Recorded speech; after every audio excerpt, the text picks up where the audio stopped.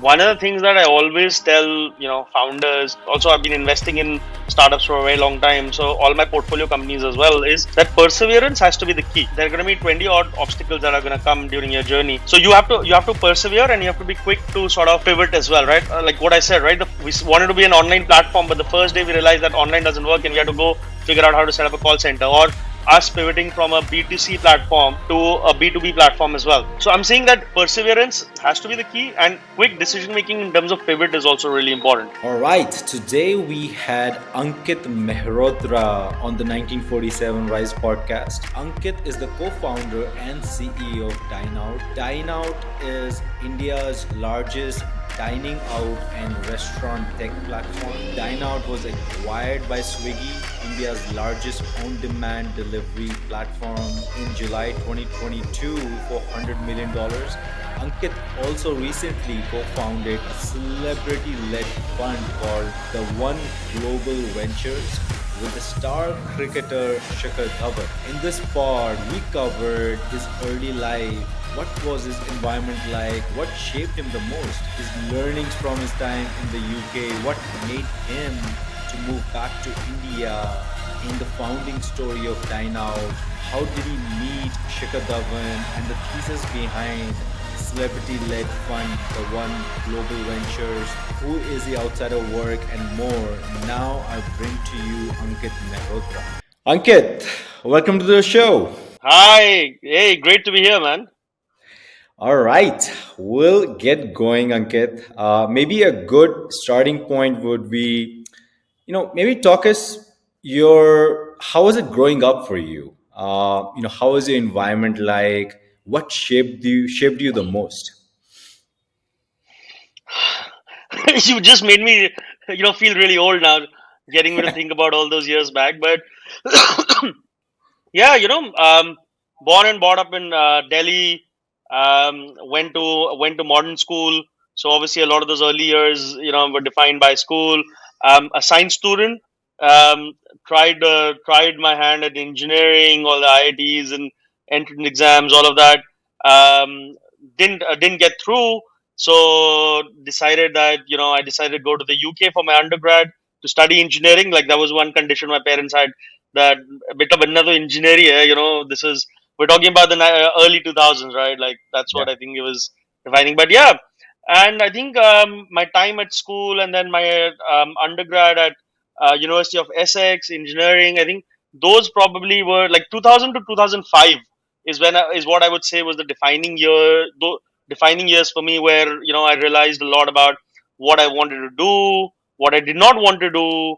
Like for example, after completing my engineering degree, I one thing was very clear to me, that I don't even want to write a single line of code, right? And at university, I took a lot of other electives, and finance somehow just appealed to me, and that's what got me started into my journey as an investment banker. So yeah, those were those, and we can get talk a lot more about it. But I think that for me, 2000 to 2005 was probably the most defining uh, period of my sort of career. So yeah. Got it. And Ankit, outside of you finding your interest in finance and not coding anymore, what were the other things that you learned while you were working in the US, in the UK? So I think again, for me, so I went to university in 2002, and I was at university 2002 to 2005, and I think those 3 4, and then I started working in 2005 as an investment banker. But I think those early years of at university were defining, in the sense that it sort of unshackled my mind as to what are the possibilities, what are the things that I can do.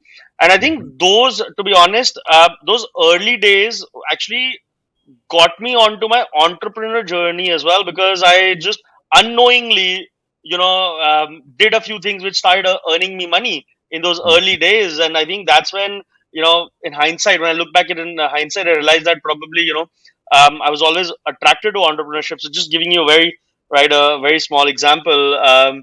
So whenever I used to come back to India during my time at university, I used to, I had a lot of friends there, and I used to carry small gifts, silver jewelry, etc., as gifts. and some of my friends over there just loved it, and they realized, they all used to tell me it's so expensive to buy this in London or Italy or in other parts of Europe.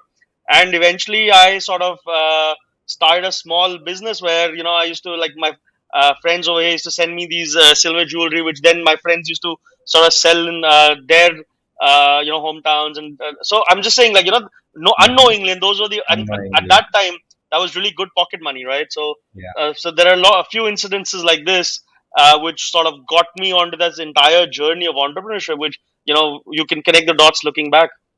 Yeah, yeah, yeah. Unknowingly finding your curiosity in finance and entrepreneurship. Yeah. And Ankit, what was, okay, first, what made you move back to India, and what Hmm. was the founding story and thesis of Dine Out? Sure. So I think what made for understanding what made me move back, I think it's important to understand a little bit more about the journey that I've had, right? So Hmm. I graduated university in 2005 as a engineering graduate. I had just a small couple of electives in finance, but I never worked in finance, right? And so it became virtually impossible at that point in time for me to actually get a proper job on as an investment banker or something. But most banks, or all banks, had this graduate program, and I think I applied to probably 60 odd banks, Hmm. all the ones, whether the top US, UK, Europe, all banks. And I was just lucky enough to get into the graduate program at BNP Paribas.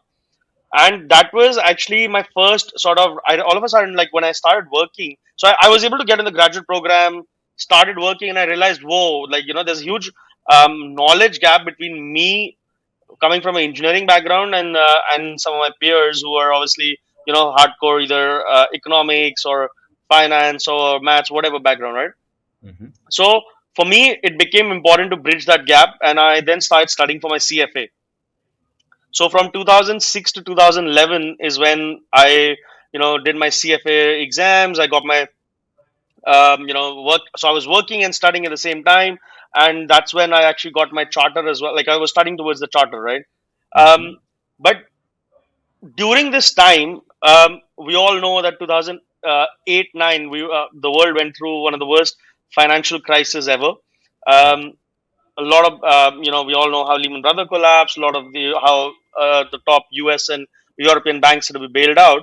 And at that Hmm. point in time, I think for me that was the most difficult period I faced in my career, because here I was working, right, 12 to 14 hours a day, Yeah. and I knew that there are people who were getting laid off left, right, and center, Yeah. and who had probably double the number of years of experience as me, willing to work, take my job, right? So Hmm. that was probably when I had to even push myself a lot harder, ensure that I am up to mark on work, making sure that I'm studying to get my CFA charter, all of those things. So that 2 years of intense sort of slog is what started me thinking that, yeah, is this the best way is this what I want to be doing for the rest of my life? Yeah. um am I so that I think so that is when that whole genesis of sort of me questioning myself, sort of it started coming into my mind. And I think from there on it just grew. And I think for me the defining point became when in November of 2010 I was working on a deal where Open Table was buying out a UK company called Top Table, and we were working on behalf of the seller. And that is when I got introduced to this entire, the restaurant industry. To be honest, like, that's when I got introduced to the restaurant industry, the more finer aspects of it, etc., and this entire aggregator model. And that to me, from a from a timing perspective, looked like a great thing, because India in 2010 11 was just sort of opening up. A lot of things were happening. People were disposable incomes were rising. The demographics were changing. And one of the common problems that I personally always used to face when I used to go back was that it's always always end up going to the same 5 6 restaurants in a circle, friends and family circle of influence. And we Hmm. knew that, at least I had a foresight that the restaurant industry is going to be going through a massive transformation, and people are going to be wanting to eat out a lot more, celebrate life a lot more. And that's how I got talking to my co-founder Sahil, who instantly was also my batchmate from school. Right, we'd known each other since we were 5 years old, right, nursery all the way to 12. And he was in the US at that point in time, and he also had similar experiences, and that's how we just started, talking. And I think one thing led to the other, and eventually, he, in fact, so I remember very distinctly that I spoke to him in November of 2010 that this is Mhm. a great idea, we should do something about it. One month later in December, he just calls me and says, "Yeah, it's a great idea, bro, but let's not wait. I'm actually quitting my job and I'm moving back to India in February." And I was like Mhm. flabbergasted, "Yeah, abhi to baat ki hai, and this, in December you were telling me that you're moving back to India in 2 months. Like, bro, it's not going to be possible for me to do that." But I think him taking the see ideas are a dime a dozen, right? And it's all, and we had this, what you call this paper napkin sort of a idea. But him actually deciding to move back, like quit his job and move back to India in 2 months, was probably what sort of pushed me as well. And Yeah. due to some commitments, I could not do that immediately. But then I gave my CFA level 3 exam in August of 11, July of 11. August of 11 is when I got the result. I got to know that I'd passed. And the day I realized that I passed and now I'm technically a CFA, I said, that's it. And I actually resigned that day and sort of, that's that, as they say. So, and the interesting thing for me is that I was actually just 6 months away from the UK passport as well. Like, so I'd been there for a long time. I'd got my indefinite leave to remain, and I was 6 months away from the passport. And I thought, if I do that, then maybe there's no going back. So that was it. Back in India, September 2011, with my bags packed, and to our, lo and behold, our parents were like, "Dude, यार तुम लोग को क्या हो गया? What the hell have you guys been doing? पागल बच्चे हो तुम लोग क्या करोगे?" Because so both of us had really had good corporate life, good salaries from that at that point, and definitely great salaries at that point in time. So it was very difficult for them to understand the thought process and the rationale behind our decision. Yeah, yeah, man, what a story. And then, you must be like, भाई अभी तो बस वैसी idea बताया था मजाक में. Yeah. Seriously, seriously लेगे तुम? No, no, No, but absolutely. I love it, Ankit.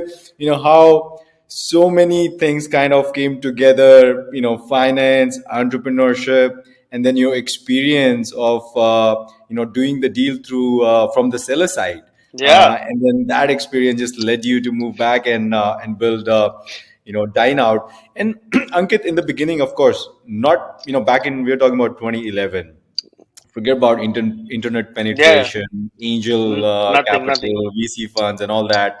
How was it in the beginning? Like, do you remember? And who was your first believer? Who was like, okay, I'll Absolutely. fund you, and you guys get going. No, absolutely. So, take going, bro. Honestly, like I feel old now, bro. You're taking me back like 12 years into this journey, but yeah. So, I'm back in India in September 2011. Me and Sahil are now sort of talking about what to do. We were then in this joined by a couple of other school friends of ours, Vivek and Nikhil. So Nikhil was in Delhi, but Vivek was in the Merchant Navy. So he had been sailing for the last 10 years. So he never worked in. So incidentally, out of the four of us, three of us had never worked in India as well, right? So that was also an eye opener. But Vivek also was in the Merchant Navy. So we convinced him and Nikhil also to join us. And at that point in time, our parents' biggest sort of concern was, and now you have to understand, right? All four of us have known each other since we were nursery, right? So it's not my parents. It's four sets of parents who are sitting together and deciding, कि यार ये बच्चे तो पागल हो गए हैं. And their biggest concern was that, यार ये काम वाम तो छोड़ो, तुम लोग तो अपनी नौकरी छोड़ रहे हो, तुम लोग से शादी कौन करेगा? Uh, So, and we were all, by that time we were all 26, right? And so their biggest challenge was that who is going to get married to you, and and honestly, like the I would say, like I would want to say it was a deal or something, but within 1 year of starting Dino, three of us were married, right? That's the way it happened. Like, yeah, so, to get our parents off our back or whatever yeah. it is, right? So um, we started off Dine Out in 2000 Feb 2012, Mm-hmm. and at that point in time, we had no idea about funding, fundraise, valuation, etc. यार उस time था यार धंधा बनाना है, कुछ करना है, we have to धंधा बनाना है, right? Mm-hmm. And the first day itself, so I still remember on 29th of February was our launch date. So we just did it because it was 29th February. We thought it's going to be a unique date. We launched on 29th of February. We launched as a online internet online table reservation platform. And on the 1st of March, हमने यार ये तो online तो India में हो नहीं पाएगा, we have to call centre खोलना है. Yeah. So that was the first day itself, the very first pivot, if you want to call it, where we set up where we decided, and now setting up a call center involved at that point in time landlines, EPBX machines, etc., etc. So again, absolutely no idea what these things are. Trying to figure out to set up a landline number, set up a call center, have all of that. So I think that was complete. Like it was complete curveball thrown to us on day one, Hmm. where we realized that what is happening. But I think the one thing, coming back to your question, the one thing that we always believed in was that we have to give the best customer experience that is there. Hmm. And essentially, what that meant was, so our service was very simple. From day one, we knew that Indians love discount, right? So the incentive was that if you book your table through Dine Out, you would get a discount. So that became the kicker to using Dine Out.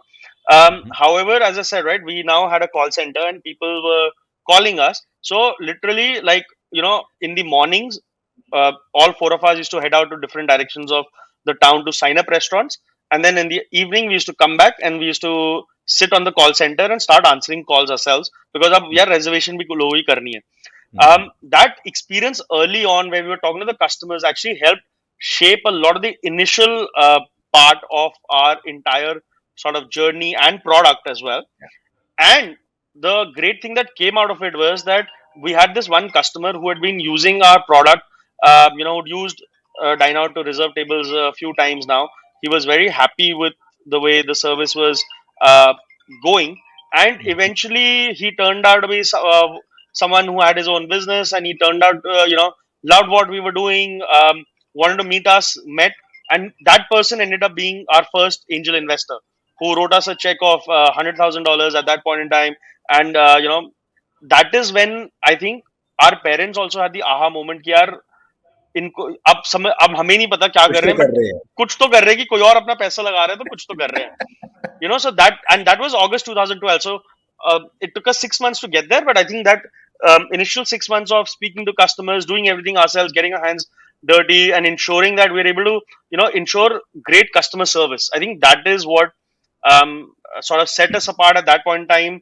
And we remember there were a couple of other services that existed who were doing something similar, and then there were in our journey a lot more similar platforms came up. But I think what's kept us differentiated and kept us going was the fact that customer focus was the number one thing that we always sort of held as a priority.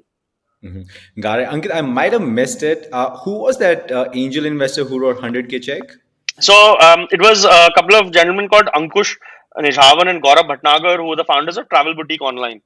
Got So because they were in this, so they were internet entrepreneurs as well, it. Yeah. and it just sort of worked out. Yeah, understood it. And Ankit, fast forward to 2021, 2022, you ended up selling it to Swiggy for 100 mil or more. Maybe you can tell us what has Dine Out become today? Sure. So and that's the beauty. So what we first envisioned Dine Out as, Hmm. and where we've ended up today, is just blows our mind as well. And that's the beauty of sort of entrepreneurship, building something, because and going and keeping at it, because you just never know where the journey is going to take. And to be honest, so our first business plan that I wrote myself in August of 2012, I still Hmm. have it framed, and we at our like so now we are work from home, but when in our office, I had it in my room, because whenever someone used to join in the leadership position, I used to take them through, ask them to read that plan, because it's just amazing that to sort of go back 10 years and how the vision, or you can't even imagine how big it has become, right? And what all you start doing. So we started off as a pure table reservation platform, um, and I think then the mobile revolution in India probably was 14, 15 when everything changed. We launched a mobile app, and from there on we just pivoted into multiple things, right? We did a lot of acquisitions from a pure B2C platform. We became a B2B tech platform where we at one point in time were the largest POS provider to the restaurant industry, which was our B2B product called InResto. Then we had a B2B, then we had the POS called the Talkers. On the consumer side, we ended up acquiring a membership program called Gourmet Passport, integrating into the Dineout platform, and then eventually we also we also acquired a company called Stepping Out, which was the largest events company in India. So I'm saying that the journey evolved from a table reservation platform to, on the consumer side, a complete end-to-end um, stepping out platform. Whenever a consumer wants to think of going out of their house, they think of Dine Out. And at that point in time, we were also our core product became facilitating payments at restaurants. So we were the largest sort of restaurant aggregator slash payment provider to the restaurant industry. And on the consumer and on the B2B side, we became the largest tech platform for the restaurant industry, with at our peak nearly close to 20,000 restaurants using our B2B products, right?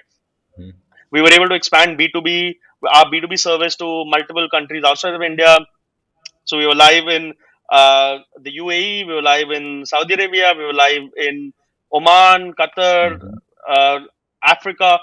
So I'm saying that it just sort of became this huge, Dynot became this great platform used by, at our peak, we were doing, pre-COVID, we were doing close to or recording close to 100 million entries a month. Like that's where I knew where 100 million people are dining out every month in, across India. That's the power of the that's the power of the platform that Dynot had sort of grown up to become. And then 2019 best year ever for us. 2020 COVID happened, right? So that was obviously a huge bummer because no other industry, like restaurant industry, was hardest hit across the world, and never ever had it ever happened before in the history that restaurants were ever shut down. Like even in World War One and World War Two, restaurants were that places that kept on going. So it was completely unprecedented. No sort of rule book. Everything um, completely sort of had to be rewritten. All rules had to be completely rewritten about survival, about what to do. So 2020, the first lockdown, really difficult time. Coming out of it, we were starting to see some growth. By the end of 2020, December 2020, we were back to our pre-COVID numbers. March 21 growing, and then wave two hit, and again back to zero. So I think 2020, if I look at it, was a time of solidarity with everyone. We all understood, yeah, it's a black swan. We'll all Yeah. stick together. Us, our employees, our restaurant partners, all of us were in it together. But I think 2022, the second wave sort of broke everyone's spirit in terms of, yeah, up to, it's become shit. It's happened twice in 1 year. How are we going to survive? So I think that was very difficult. But during that 1 year period, we made a lot of changes into the product. We rationalized a lot of costs. See, before that, growing rapidly meant burning a lot of money. Meant that profitability or breaking even was probably not at the top of our minds, and that was similar across a lot of startups as well, right? And then that 2020 to 21 period is when we sort of started to think about rationalizing costs, started to think about building a sustainable business. And I think the changes that we made in the product, in our cost structure as a company during those sort of 8 to 10 months of difficulty actually ensured that coming out of wave two, we were we were right out of the gate. And from May 21 till September, October, in those like 4 5 months, we were higher than 2 3x higher than our pre-COVID numbers. Like those 5 months was probably the best months of business that we had seen. And I think that sort of opened up a lot of people's eyes, because also what had happened was that people's mindset had changed, right? For the last 1.5 years now, people were indoors, not meeting friends, family, not going out. So post wave two, with the vaccination, everything, I think people just started to go out a lot more. And at that point in time, I think if you think, looking back, see, people were not traveling as much. International travel was not happening. Domestic travel was curtailed. Cinemas at that point in time were not back. So Yeah. eating out, dining out became that only one thing which sort of uh, took people back to this sense of normalcy and this Mm. sense of pre-COVID time, right? That's how people could have a good time, and it became that social connect. So people just started to go out a lot more, and I Mhm. think from that perspective, I think a lot, we dine out all of a sudden became very attractive to a lot of companies who were trying to sort of figure out synergies, Yeah. and that's when we sort of started talking to Swiggy, and then eventually in July of 22 is when we concluded a deal with Swiggy and we became a part of Swiggy. Got it, man. What a journey you've had, Ankit. And you know, one lesson that you could draw from your experiences and give it to the new entrepreneurs, which is, you've seen everything. You've seen ups and down, and your thinking got bigger over time, right? You've expanded, dine out beyond your imagination. What's that one lesson you would give to someone like me who's starting a company? I think one of the things that I always tell, founders, and so also I've been investing in startups for a very long time. So all my portfolio companies as well is that perseverance has to be the key, right? There are going to be 20 odd obstacles that are going to come during your journey. So you have to persevere, and you have to be quick to sort of pivot as well, right? Like what I said, right? Wanted to be an online platform, but the first day we realized that online doesn't work, and we had to go figure out how to set up a call center, or us pivoting from a B2C platform to a B2B platform as well. So I'm saying that perseverance has to be the key, and quick decision making in terms of pivot is also really important. Got it. Persistence and quickly just adapting to new Yes, things. And absolutely. Ankit, with this, as you said, you've been investing in startups. Uh, Recently, you've partnered up with star cricketer Shikhar Dhawan. You founded The One Ventures. Would love for you to talk about the thesis and what kind of companies, what stages, sectors you're looking to invest in companies. No, absolutely. So personally, I've been investing in startups since 2015. Had a couple of great exits. Got a lot more interested. And as a founder myself, right? It's so good to see how the startup ecosystem has evolved over the last few years in India, and some of the great work that founders out there are doing. So, been investing since 2015. Became a lot more active during times of COVID, because I personally think that great companies are actually born in difficult times, Mhm. right? So became really active since 2020. Had formed my own syndicate. Uh, Overall, done probably around 45 odd deals till now, and I just felt that I've reached a stage where I need to formalize whatever I've been doing, and try to do this in a much more organized way. And met Shikhar Dhawan, who, as you all know, is a star Indian cricketer, through some of my friends, through some of my connects, and we just started, got talking, and we realized, and I just realized that what he wants to do, his vision also is aligned in terms of helping the next generation of founders build great companies out of India, and the reason why and so the whole genesis behind Dawan Ventures is that, so it's actually a global fund. So there are two parts of it. There's a global $100 million fund based out of Abu Dhabi, which is a pure sports tech fund, and then there's an Indian arm of it, which is going to be a $25 million fund uh, for early stage ventures, sector agnostic, focusing on Bharat. The Bharat 2.0, what we like to call is the emerging India, and founders from emerging India.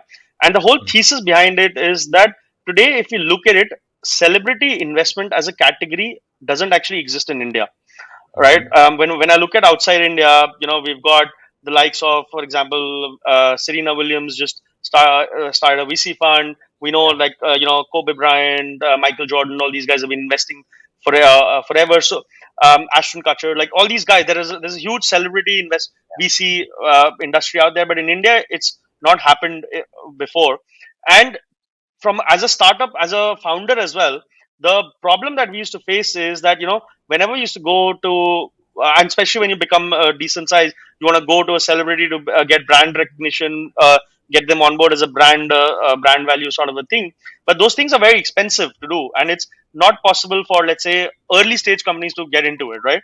Until as they give away a lot of the company. So our thesis with this fund is that we're going to combine startup investment along with adding celebrity brand value at an early stage for companies, so that it can help them accelerate that 0 to 1 journey for them, and in return the celebrities can also get a good sort of value addition. See, typically what happens is that in India, the way it was happening was that celebrities would come in even in a brand deal or even in an equity deal, probably when the company's already become a few $100 million, and then they don't see enough upside. Our objective is that can we get them in a lot earlier, so that they can also, because of what their involvement with the brand and what they do for the brand, they can also participate in the upside.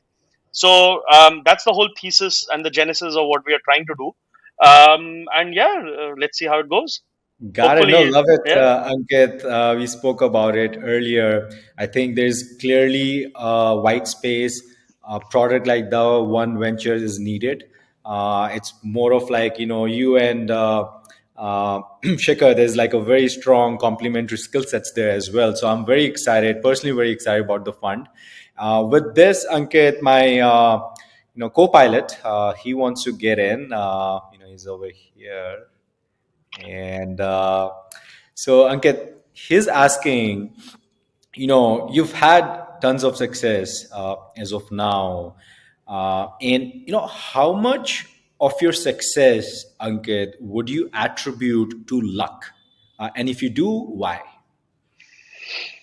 I think that's to be honest, I think that's a great question, because I think the saying, sometimes you make your own luck, right? And the only way to do that, in at least the way I think about it, is that um, you have to be at it constantly.